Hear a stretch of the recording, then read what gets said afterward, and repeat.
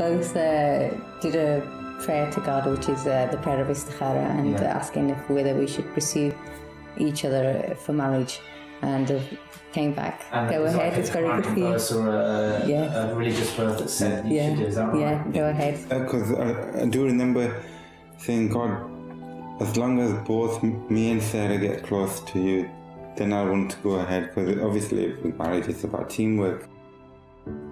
And I do remember the verse talks about the concept of pairs, so that really gave that boost. We did talk about having children, but we wanted to at least give it a year, just to get to, know each other more and... Not feel rushed. Yeah, take our time. Not too much time as well, because we're both mature. Because again, with children, your own personal life changes and it all gets put on hold for the next foreseeable future until the children grow up. So we wanted to make sure the foundations were set between us first. So, Sarah, back in 2014-15, you're back in the UK, and it was around about this time that you were having some discussion with your spiritual guide and master, was it, around Islam? Yes, that's correct. He did inform us, actually, the family, that our name would be changed. And I asked, would I be part of that change? Because their surname normally means poor.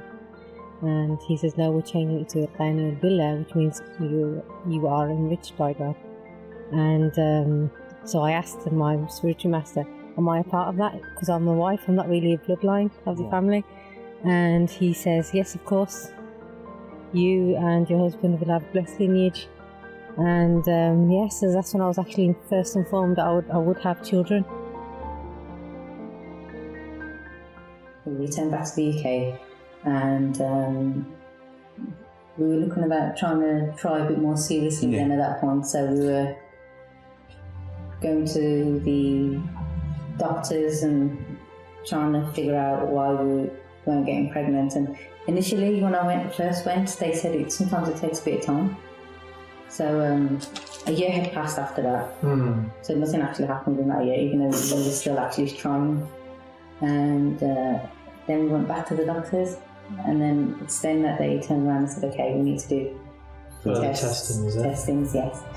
And they did some tests, and through the tests, they tried to get hold of me, and I was at work, so I tried to call them back, and we kept missing each other. And 6 months had passed, and it turns out I was actually diagnosed with polycystic ovaries, and I didn't actually know until 6 months later. So they hadn't actually told you about this, despite the testing that had taken place? No, they didn't tell me. They failed to continue to try and get hold of me, even though I also tried to get hold of them, and I didn't know that there was anything wrong. I thought the results were fine. And how did that make you feel at the time? I was just in shock. I didn't lose hope altogether I would have children. It was just that I knew it would probably be a long process before that would even happen. So I was thinking maybe I'd be one of them, geriatric moms, as they call it in the medical term in the UK.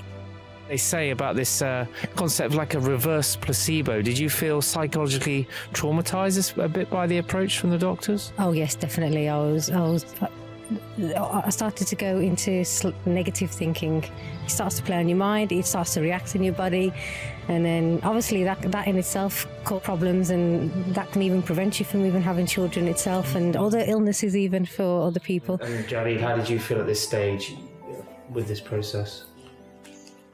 I mean, they wanted me to get a test done as well, but I was adamant there was nothing wrong, to be honest with you. Abdullah Hashem, our spiritual guide, and he informed me that there's absolutely nothing wrong with you. And he did that settle in your heart at that stage?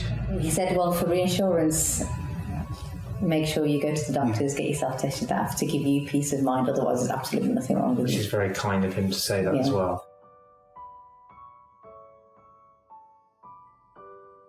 And I went to the doctors, and they did some of the tests. I didn't even need to do all the testings, and they were happy that there was absolutely nothing wrong with me. I was completely healthy. I didn't even have polycystic ovaries, even though I was actually diagnosed with that.